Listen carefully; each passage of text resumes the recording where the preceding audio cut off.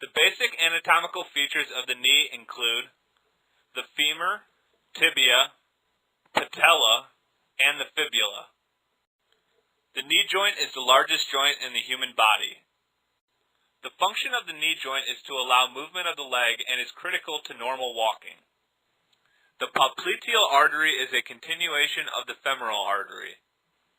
This artery supplies blood to the knee joint through numerous small branches.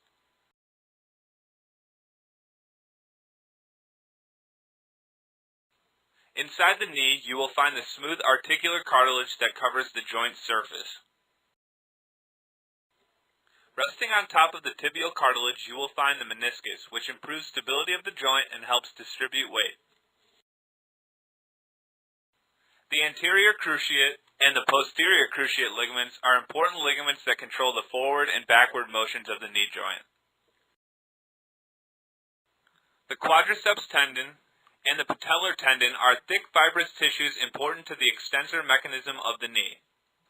The lateral collateral and the medial collateral ligaments are important in controlling excessive motion by limiting joint mobility, especially side-to-side movement. Together, these tendons and ligaments permit flexion and extension as well as slight lateral and medial rotation of the knee joint. The quadricep muscles play a vital role in the stability of the knee and are anchored onto the top of the patella. The patellar tendon acts as a downward continuation of the quadriceps tendon, originating from the bottom of the patella and inserting into the tibial tuberosity. Normal active extension of the leg is dependent upon both the quadriceps and patellar tendon remaining intact. Disruption of the quadriceps tendon will leave the patient unable to actively extend the knee. The same result occurs with the disruption of the patellar tendon.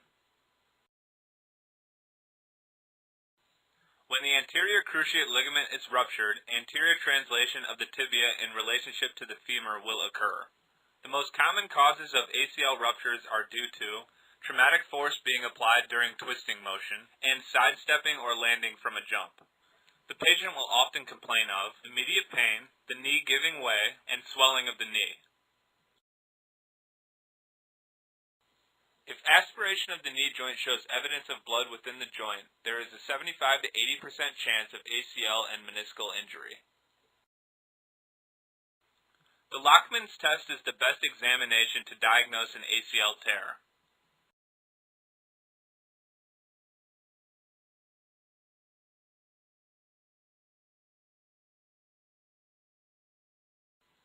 Radiological examinations will often show the presence of bone bruising associated with tears of the ACL.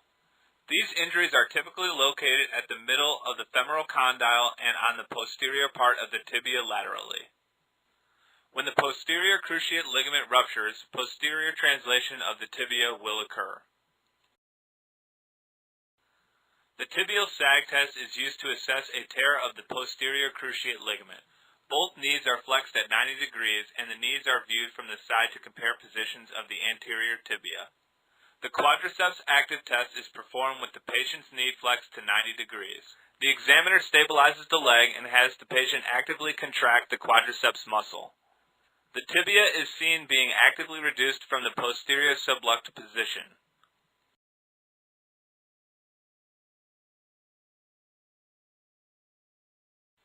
The Lachman's test is also used to identify injuries of the posterior cruciate ligament.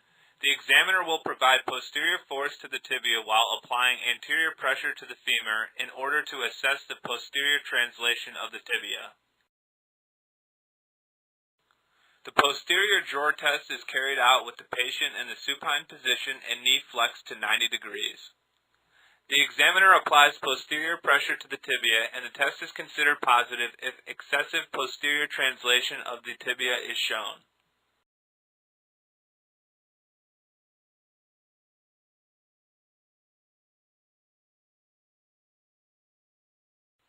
The dial test is performed while the patient is in either the supine or prone position and both knees are in 90 and 30 degrees of flexion. An external rotational force is then applied to both of the feet. The amount of external rotation to each lower extremity is then measured at both angles.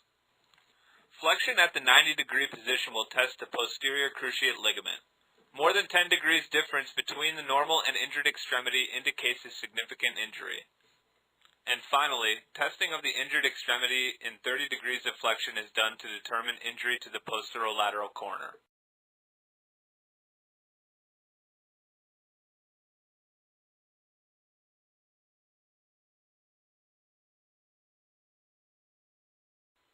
The lateral collateral ligament supports the knee on the outside of the joint.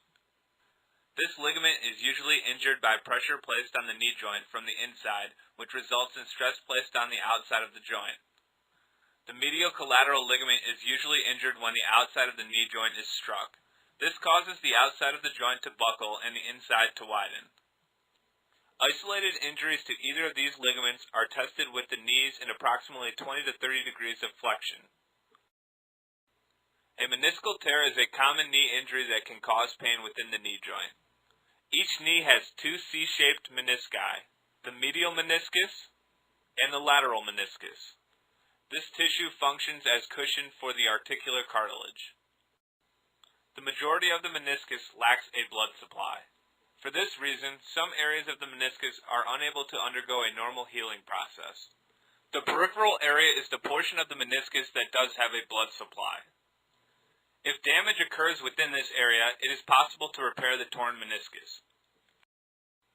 Symptoms of meniscal tears include knee pain, pain when straightening the knee, swelling, locking of the knee joint, and weakness. Two common types of meniscal tears include peripheral and bucket-handled tears. Peripheral tears occur in the vascular zone and will usually heal if repaired. Bucket-handled tears generally involve a large portion of the meniscus displaced into the joint, which is usually debrided. Meniscal tears are extremely common knee injuries. With proper diagnosis, treatment, and rehabilitation, patients often return to their pre-injury abilities.